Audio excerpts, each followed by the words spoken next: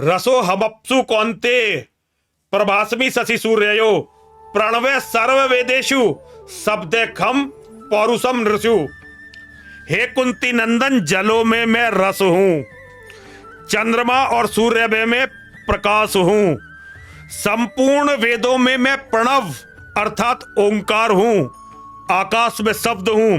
महाभारत का युद्ध जहां करोड़ों लोगों की हत्याएं होनी थी, महाभारत के युद्ध के मैदान कुरुक्षेत्र को हमारे यहां श्रीमद् भगवत गीता के पहले श्लोक में धर्म क्षेत्र बताया गया। तो कुरुक्षेत्र को धर्म का मैदान माना गया है। धर्म हिंसक होता है कि अहिंसक होता है, यह हिंदुओं को समझना चाहिए। आज हिंदू से धर्म को बिल्कुल भुलाया जा रहा है। जब मैंने सुना लोग भाषण दे रहे हैं कि हम यदि हिंसक होते तो कश्मीर से हिंदू भागा नहीं, अरे डूब के मर जाओ। अगर कश्मीर के हिंदुओं को बचाना तुम्हारे हिंसक होने से बचता तो भाई बचाओ बहन बेटियों को, बचाओ कश्मीर के अपने मंदिरों को, बचाओ कश्मीर के हिंदुओं को।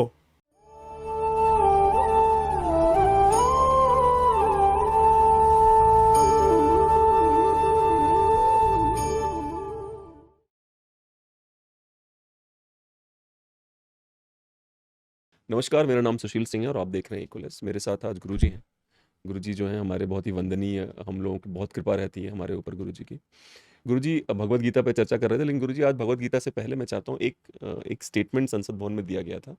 वो जब स्टेटमेंट आया था तो मैं इंडिया में नहीं था, तो मैंने सोचा जब वो स्टेटमेंट पे मेरे मन में तब भी ये चर्चा आ गई थी कि एक बार गुरुजी जरूर पूछूंगा कि क्या है ये और हमारा धर्म क्या कहता है इस मुद्दे पे। जरा एक बार एक स्टेटमेंट सुन लेते हैं, फिर आप बताइए हमें। और जो लोग अपने आप को हिंदू कहते हैं वो 24 घंटा हिंसा हिंसा हिंसा, नफरत नफरत नफरत, असत्य सत्य असत्य। आप हिंदू हो ही नहीं।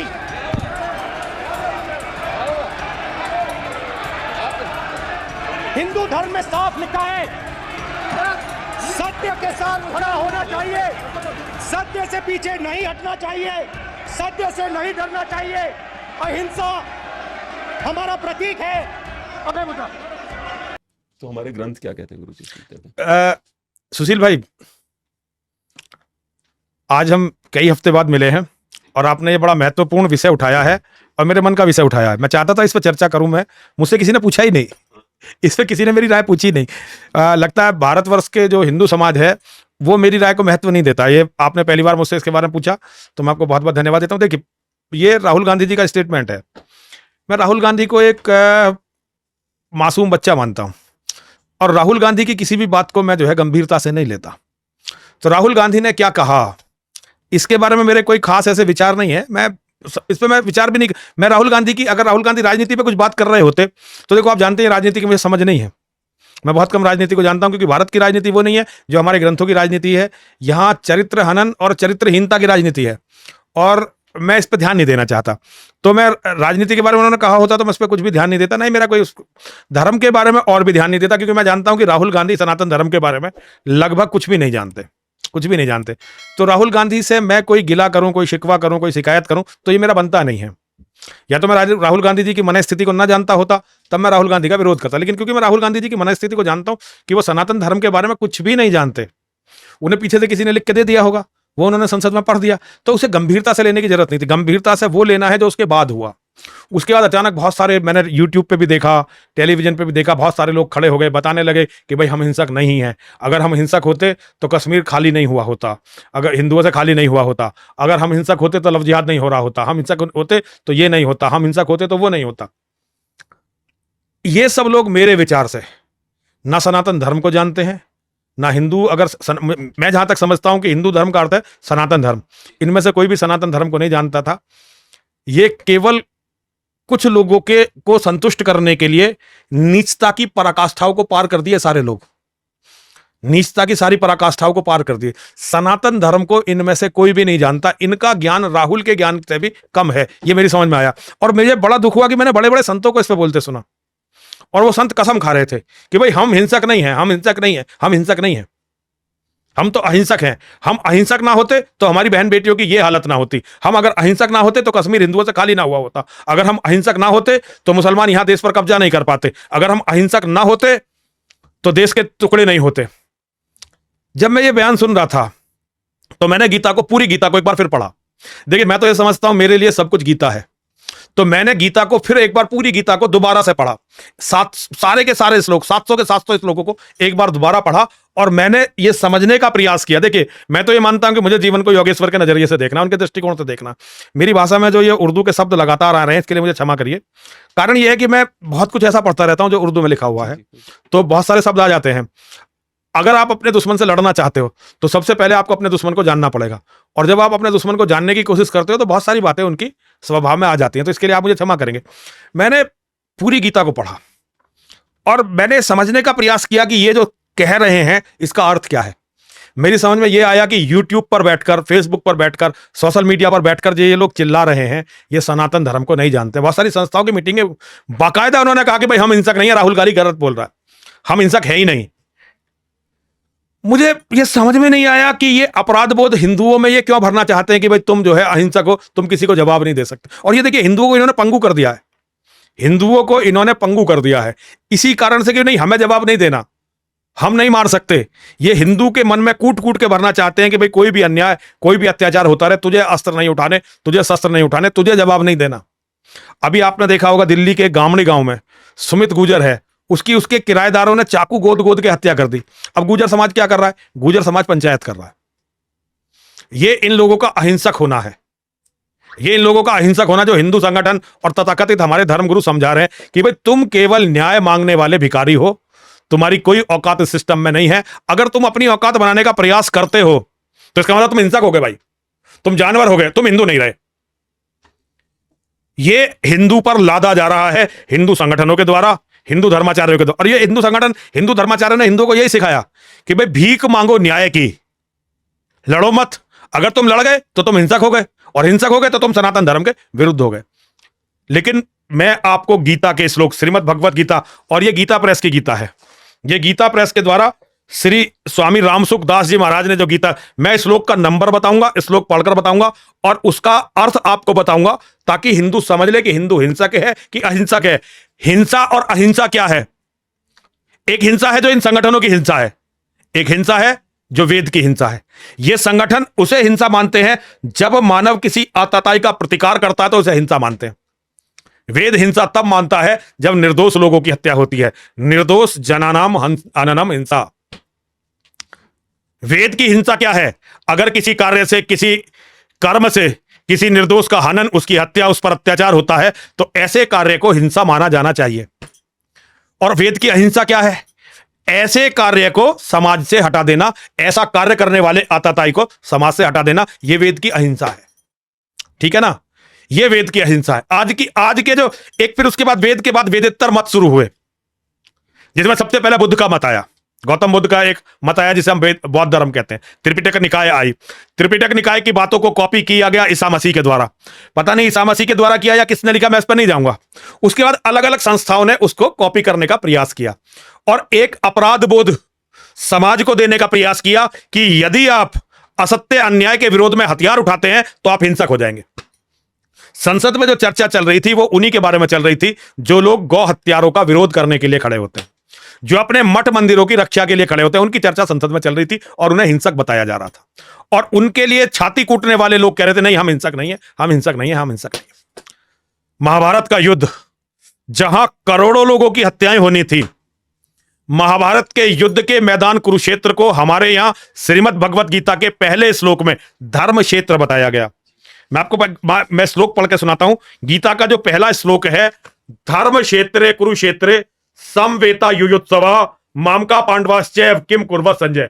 हे संजय, धृतराष्ट्र पूछते हैं संजय से, हे संजय मुझे तुम ये बताओ कि कुरुक्षेत्र, धर्म क्षेत्र कुरुक्षेत्र में युद्ध की इच्छा से एकत्रित हुए मेरे और मेरे भाई पांडवों के पुत्रों ने क्या किया, पांडव के पुत्रों ने क्या किया।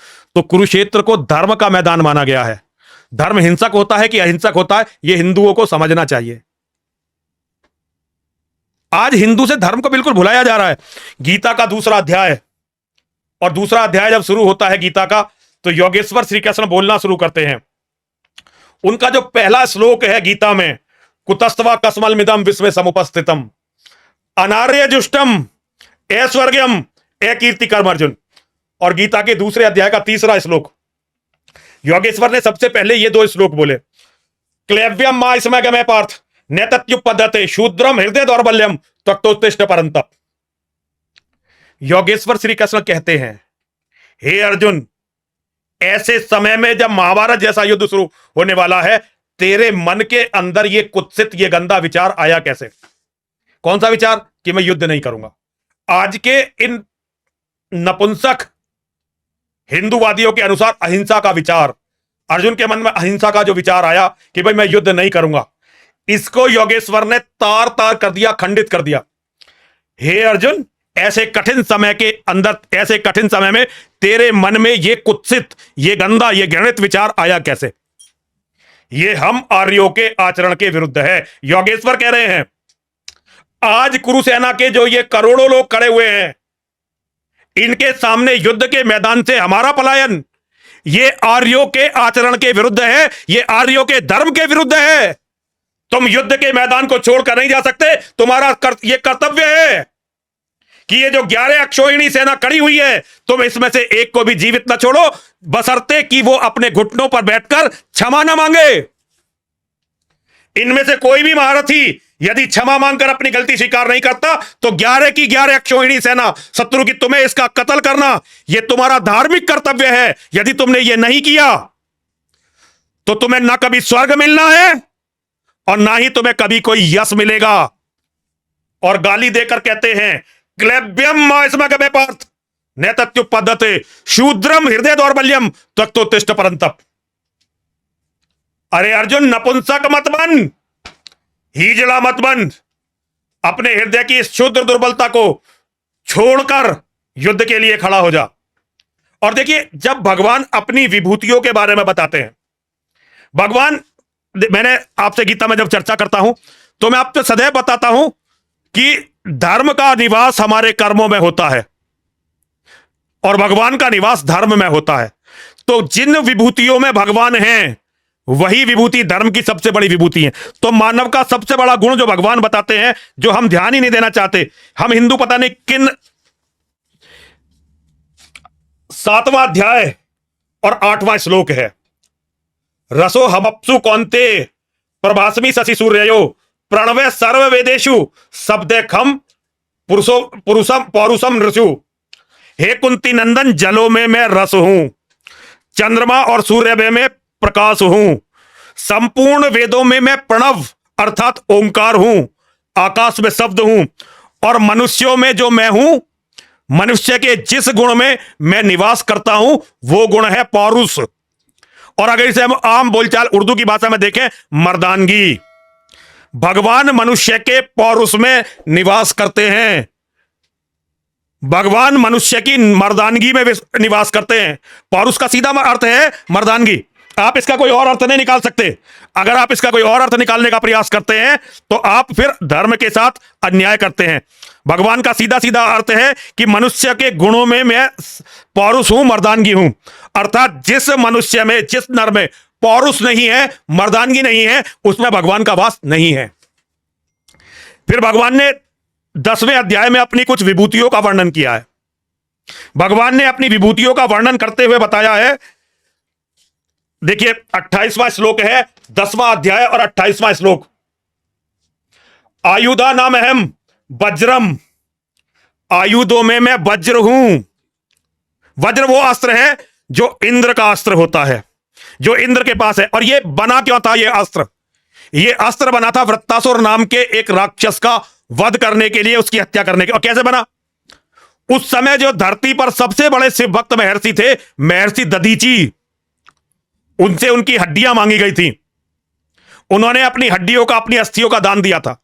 उन अस्थियों से यह वज्र बना था, जिस वज्र से वृत्तासुर का संहार हुआ था। यह माना जाता है कि महादेव के अस्त्रों को छोड़कर पृथ्वी पर जितने भी अस्त्र हैं, उनमें वज्र सबसे शक्तिशाली अस्त्र है। वज्र से शक्तिशाली कोई अस्त्र नहीं है। तो ये जो वज्र है, ये देवताओं के राजा इंद्र क्यों रखते? इंद्र एक उपाधि है, तो ये इंद्र क्यों रखता है? अहिंसा के लिए, हिंसा के लिए, दुष्टों को मारने के लिए या कुछ और करने के लिए वो रखता क्यों है? ये उसका नैतिक दायित्व है कि मानवता और देवत्व के लिए यदि कोई खतरा हो तो उस खतरे का वो संहार करे। तो इंद्र का ये अपना, जी आपको टोक देता हूं मैं थोड़ा सा, जो मैं बता रहा हूं आपको कि इलॉन मस्क दुनिया का सबसे अमीर आदमी है, उन्होंने अपनी बेड साइड फोटो लगाई है, तो उसमें किसी ने ध्यान नहीं दिया, लोगों ने बंदूक पे ध्यान दिया, फोटो पे ध्यान दिया, कोल्ड ड्रिंक पे ध्यान दिया, जी। और उसी के बगल में गुरुजी वज्र रखा हुआ उन्होंने। मतलब हमारे धर्म को हम भूल गए हैं, पर गोरे याद रखते हैं, गोरे उन्होंने याद वज्र वहीं रखा हुआ है अपने देखिए, पास। गोरों ने गीता से बहुत कुछ सीखा है, जी जी जी जी।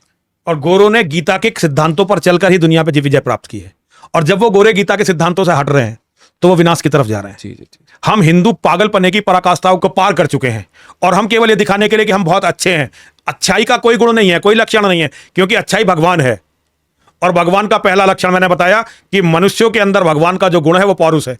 तो जो कौम अपना पौरुष खोती जा रही है उसके पास भगवान नहीं हो सकते।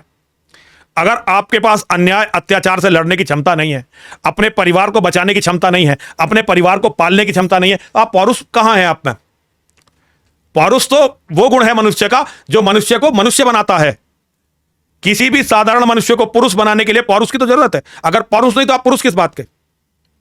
पौरुष विहीन पुरुष तो नपुंसक है। अगर आप में पौरुष नहीं है, नपुंसक हो आप। और नपुंसक केवल वो नहीं होते जो नारी के साथ सहवाग नहीं कर पाते, नपुंसक वो भी होते हैं जो नारी के सम्मान के लिए मिट नहीं पाते, जो अपनी नारी की रक्षा नहीं कर पाते, अपने परिवार की रक्षा नहीं कर पाते, वो सब नपुंसक हैं। हिंदुओं में भगवान के विद्यमान होने का कोई लक्षण अब मुझे दिखाई नहीं देता। तो मैं आपको बता रहा था कि यह 28वां श्लोक है 10वें अध्याय का। आयुधा नाम हेम वज्रम, धेनु नामस्मि कामधुक, प्रजनस्य चास्मि कंदर्प है, सर्पाणामस्मि वासुक है।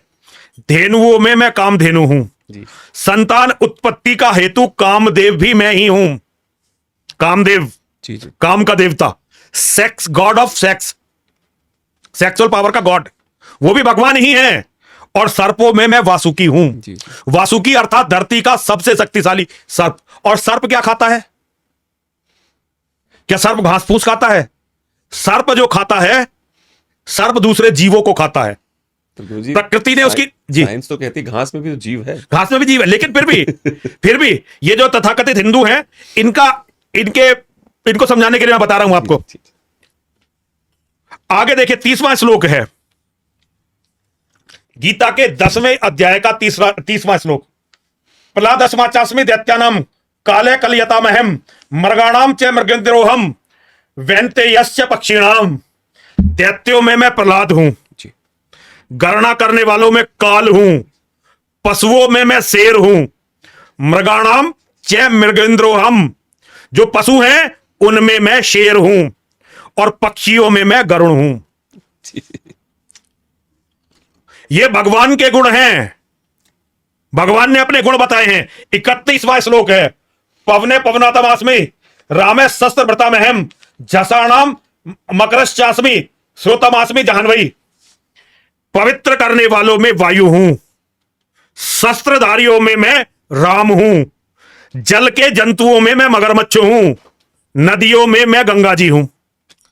आज तक धरती पर जितने भी मनुष्य पैदा हुए जिन्होंने नर का रूप लिया, उसमें राम कौन है? राम मर्यादा पुरुषोत्तम भगवान राम धरती पर पैदा होने वाले मनुष्य में सबसे बड़े योद्धा हैं। उनसे बड़ा योद्धा धरती पर पैदा नहीं हुआ। पहले नंबर के योद्धा भगवान श्री राम, और उनके समकक्ष योद्धा योगेश्वर श्री कृष्ण, भगवान परशुराम और बजरंगबली हनुमान। ये 4 योद्धा समकक्ष हैं। इनमें भी राम सर्वोच्च हैं, और राम वो हैं जिन्होंने अपने ये दोनों हाथ उठाए थे और ये प्रतिज्ञा की थी, निश्चरहीन करहु मई भुज उठाए पनकीन, सकल मुनिन के आश्रम जाए जाए सुखदीन। पूरी दुनिया को निशाचरों से विहीन कर दूंगा। ये प्रण लेने वाले धरती के सबसे बड़े योद्धा भगवान श्री राम हैं। अब आप ये तय करो कि वो हिंसक है या अहिंसक है, वो हिंसक है या अहिंसक है, ये तय कर मुझे बताइए। और इसके बाद जो कहते हैं योगेश्वर श्री कृष्ण, धूतम छलयतामस्मि तेजस तेजस्वी नामहम जयोस्मि व्यवसायोस्मि सतत्वम सतत्वतामहम। छल करने वालों में जुआ हूं, तेजस्वियों में तेज हूं, मैं विजय हूं। युद्ध में विजय जो होती है उसमें भगवान होते हैं, पराजय में भगवान नहीं होते। और सात्विक मनुष्य जो हैं उनका सात्विक भाव मैं हूं। वृषिणाम वासुदेवास्मि पांडवा नाम धनंजय। वृषण वंशियों में मैं वासुदेव कृष्ण हूं, और पांडवों में मैं अर्जुन हूं। अर्जुन तू जो लड़ रहा है ये मेरा ही स्वरूप है। अर्जुन से बता रहे हैं कि पांडवों का अर्जुन मैं हूं, अर्थात तू जो वहां खड़ा हुआ है वहां वो मैं हूं। क्यों? क्योंकि मेरी तरह तेरा भी कार्य है सारे शत्रुओं का हनन करना, सारे शत्रुओं का दंड देना। अब आप ये बताओ कि योगेश्वर श्री कृष्ण हिंसक है कि अहिंसक है? अर्जुन हिंसक है कि अहिंसक है? पहले यह तय होना चाहिए। दंडो दमयतामस्मि नीतिर्यस्मि जिगीषिताम। दमन करने वालों में मैं दंड नीति हूं और विजय चाहने वालों की मैं नीति हूं। यह भगवान योगेश्वर श्री कृष्ण ने गीता में ज्ञान दिया है। अब आप मुझे बताओ भगवान ने कौन सा आपको ऐसा दिया ज्ञान यहां दे दिया कि नहीं भाई मैं तो बिल्कुल अहिंसक खरगोश हूं, मैं वो भिखारी हूं जो अपने परिवार का जीवन पालन नहीं कर सकता, अपने परिवार को छोड़कर चल दिया और कहीं भीख मांगकर अब अपना जीवन यापन कर रहा है? क्या भगवान ने यह कहा? भगवान ने तो यह कहा कि शस्त्रधारियों में मैं राम हूं। मनुष्य के अंदर उसका पौरुष नाम का जो गुण है, मर्दानगी का जो गुण है, वो मैं हूं। भगवान कुछ और भी तो कह सकते थे कि उसकी लालसा मैं हूं, उसकी नहीं। भगवान ने कहा जो धर्म विरुद्ध काम ना हो ऐसा काम भी मैं ही हूं। प्रधानमंत्री बनने की कामना मैं हूं। धर्म विरुद्ध नहीं है तो कामना मैं हूं। जी जी जी। और तुम्हारे अंदर का पौरुष मैं हूं। अगर जलचरों की बात चलती है तो मैं मगर हूं, मगरमच्छ हूं, क्योंकि जलचरों में मगरमच्छ सबसे शक्तिशाली होता है और उसका पूरा जीवन दूसरे जीवों पर। अगर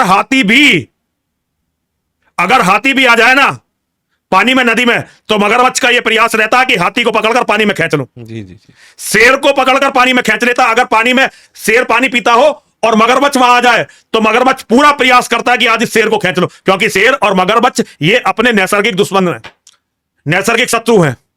भगवान ने कहा कि जलचरों में मैं मगरमच्छ हूं, वनचरों में मैं सिंह हूं, जी जी। शेर हूं।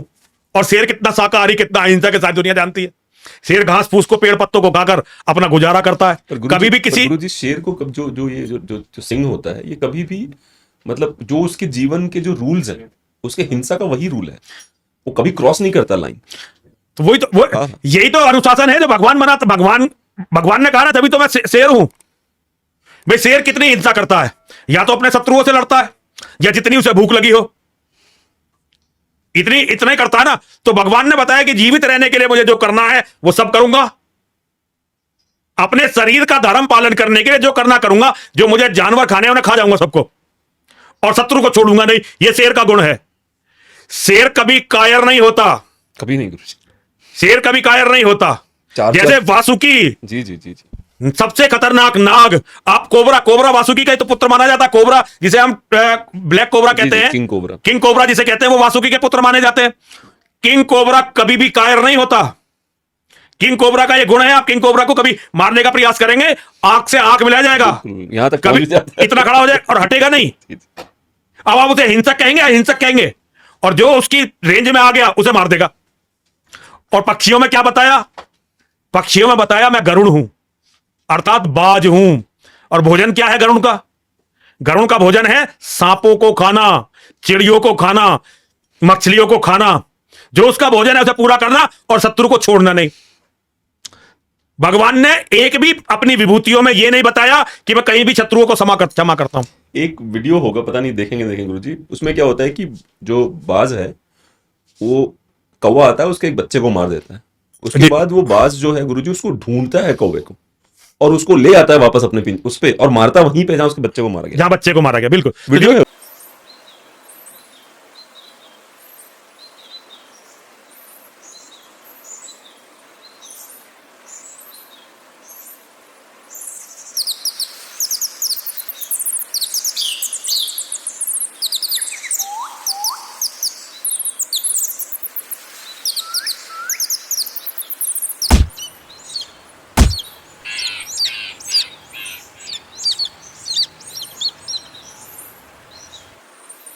उसका जब तो भगवान ने कहा कि मैं गरुड़ हूं।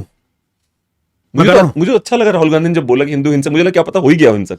मैं तो उम्मीद में था क्या पता हो सही देख लिया राहुल गांधी। हिंसा और अहिंसा के बीच में एक बहुत छोटी सी एक रेखा है, जो वैदिक हिंसा और वैदिक अहिंसा है, उसमें बहुत छोटी सी रेखा है।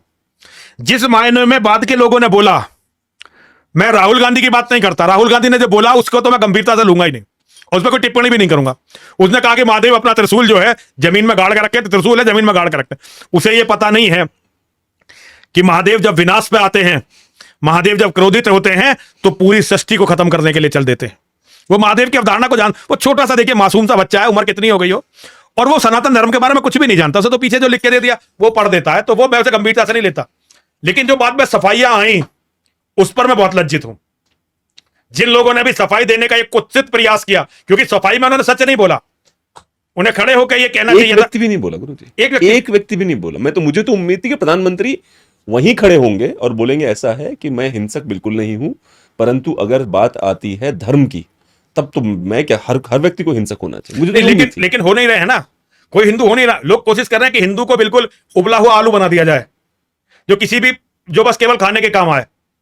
तो ये एक षड्यंत्र है जो हिंदू को उबली हुई सब्जियां बनाने का प्रयास है, मरा हुआ सांप बनाने का प्रयास है, शिकारी के घर में टंगा हुआ शेर बनाने का प्रयास है। हम शेर हैं, लेकिन कौन सा शेर है जिसे मारकर किसी शिकारी ने अपने ड्राइंग रूम में टांग दिया है? हम केवल वो शेर हैं, या हम सर्कस के शेर हैं केवल, हमें ये बनाने का प्रयास हो रहा। हम ये नहीं है भाई, हम योगेश्वर के सिपाही हैं, योगेश्वर के अनुयायी हैं, हम योगेश्वर के बेटे हैं, योगेश्वर के शिष्य हैं, मां और महादेव के बच्चे हैं हम।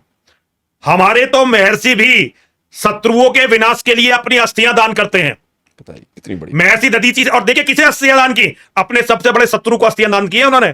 इसी इंद्र ने महर्षि दधीची को मारने का हर संभव प्रयास किया था।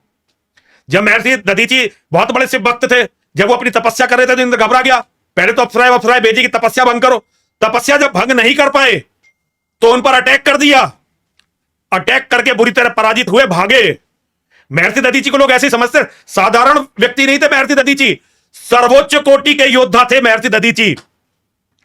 सर्वोच्च कोटि के, इंद्र की पूरी सेना को तितर बितर कर दिया था अपने तप के बल पर, अपने युद्ध कौशल से पूरी सेना को इंद्र की को ध्वस्त कर दिया था। लेकिन जब इंद्र मानवता की रक्षा के लिए उनसे दान मांगने आया कि जी आप अगर अस्थियां नहीं देंगे तो वृत्तासुर का और ऐसे राक्षसों का संहार नहीं होगा, तब अपनी अस्थियां दान कर दी। अब आप महर्षि दधीची को क्या कहेंगे? हिंसक कहेंगे कि अहिंसक कहेंगे? हम हिंदुओं को अपने धर्म को समझना पड़ेगा। अगर अपने धर्म को नहीं समझे, हिंदुओं तुम्हें बचाने के लिए कोई परमात्मा नहीं आने वाला। अगर अपनी बहन बेटियों का बलात्कार होते देखते रहो, और बहन बेटी पूरे समाज की बेटी होती है, किसी एक व्यक्ति की बेटी नहीं होती है, अपनी बहन बेटियों का बलात्कार होते देखते रहो। पर गुरुजी शर्म नहीं है लोगों को? ये शर्म नहीं है, ये बोलते हुए कि अगर हम हिंसक होते तो हमारी बहन बेटियों को बलात्कार नहीं होता। अरे हो जा हिंसक यार, शर्म कर। ये कहने से पहले डूब के मर जा। और क्या? जब मैंने सुना लोग भाषण दे रहे हैं कि हम यदि हिंसक होते, अगर हम हिंसक होते तो कश्मीर से हिंदू भागा नहीं, अरे डूब के मर जाओ। अगर कश्मीर के हिंदुओं को बचाना तुम्हारे हिंसक होने से बचता तो भाई बचाओ बहन बेटियों को, बचाओ कश्मीर के अपने मंदिरों को, बचाओ कश्मीर के हिंदुओं को। और उसे हिंसा नहीं कहते, उसे ही वैदिक अहिंसा कहते हैं। लेकिन सबसे बड़ी थू है उन लोगों पर जिन्होंने भगवा वस्त्र पहनकर ये बकवास करनी शुरू कर दी। वो नेताओं के थूके हुए थूक को चाटने का प्रयास करते हैं। मैं ऐसे लोगों को धर्मगुरु नहीं मान सकता। ऐसे लोगों को आगे बढ़कर कहना चाहिए था कि सनातन धर्म में जो बहन बेटियों के लिए नहीं लड़ रहा वो हिंदू हो ही नहीं सकता। लेकिन क्योंकि वो खुद भी नहीं लड़ सकते, उनके अंदर भगवान है ही नहीं, क्योंकि पौरुष नहीं है, और पौरुष नहीं है तो भगवान कहां होंगे? और पौरुष का गुण पिछले 1000 सालों से भक्ति के नाम से हमारे जीवन से निकाल दिया गया। और जब पौरुष का गुण निकल गया तो फिर हम जो तथाकथित अहिंसक, तो हम अहिंसक नहीं बचे, हम नपुंसक रह गए। तो सुशील भाई मैं आपको बहुत बहुत धन्यवाद देता हूं, आपने इस बारे में मेरे विचार लेने का प्रयास किया। हालांकि जैसा मैं बोलता हूं, लोगों को इसके बारे में मुझसे पूछना चाहिए था, लेकिन खैर कोई बात नहीं। हिंदू मुझे अपना मानता ही नहीं है, क्योंकि आज का जो हिंदू है वो अपने धर्म को जानना नहीं चाहता। अगर हिंदू अपने धर्म को जानना चाहेगा तो वो नरसिंहानंद के पास आएगा, और हिंदू अगर अपने पाखंड की तरफ जाना चाहेगा तो बहुत सारे लोग पाखंड सिखा रहे हैं। तो मैं ये आपको बहुत बहुत धन्यवाद देता हूं, बहुत बहुत साधुवाद देता हूं। और ये बात सारी दुनिया विचार करे, हिंदू इस बात पर विचार करे कि वो हैं क्या वो राम के पथ पर हैं, क्या वो कृष्ण के पथ पर हैं, क्या वो बाबा परशुराम जी के पथ पर हैं, क्या वो बाबा बजरंगबली हनुमान के पथ पर हैं, या उन पाखंडियों के पथ पर हैं जिन पाखंडियों ने मुसलमानों से पैसे ले लेकर उन्हें उबली हुई सब्जी में बदलने का प्रयास किया है। उनके अंदर के भगवान को, उनके अंदर के पौरुष को निकालकर उन्हें नपुंसक बनाने का प्रयास किया है। अगर वो उनके साथ हैं तो उनके विनाश को कोई नहीं रोक सकता। जी फिर इनको चाहिए, इनको पूजा भी नहीं करनी चाहिए। पर आप भगवान के एक एस्पेक्ट को मानने को तैयार हो। दरअसल मैं हिंदुओं से प्रॉब्लम पता है क्या हो रही गुरु जी, वो बजरंगबली गदा को नहीं देखते, वो बजरंगबली की ताकत को भी नहीं देखते। वो बोलते हैं बजरंगबली एक गाड़ी दिलवा दो मुझे फटाफट। उनकी समस्या यही है। वो असल में धर्म पे नहीं है, अपने धर्म को समझ नहीं रहे। वो इतने लोगों से मिल चुके हैं, बजरंगबली बहुत बड़ा भक्त हूं कि उनकी इच्छा पूरी करने वाला कोई दलाल है भगवान। जी जी बिल्कुल बिल्कुल। वो भगवान को एक दलाल मान के बैठे हुए हैं। भगवान दलाल नहीं है, भगवान विश्व नियंता है, जो तुम्हारे कर्मों के अनुसार तुम्हें फल देने वाले हैं। तो ये, लेकिन इसे समझने की अभी मन स्थिति में हिंदू नहीं है। अभी हिंदुओं को और बहुत विनाश देखना है, अभी हिंदुओं को और बहुत बहन बेटियों की दुर्गति करवानी है, अभी हिंदुओं को बहुत सारे अपने बच्चों को कत्ल करवाना, और जिनकी पूजा करते हैं उन्हें भी बहुत सारे मंदिरों को तोड़वाना है। जब ये सब हो जाएगा तो शायद कोई हिंदू जीवित हो सके।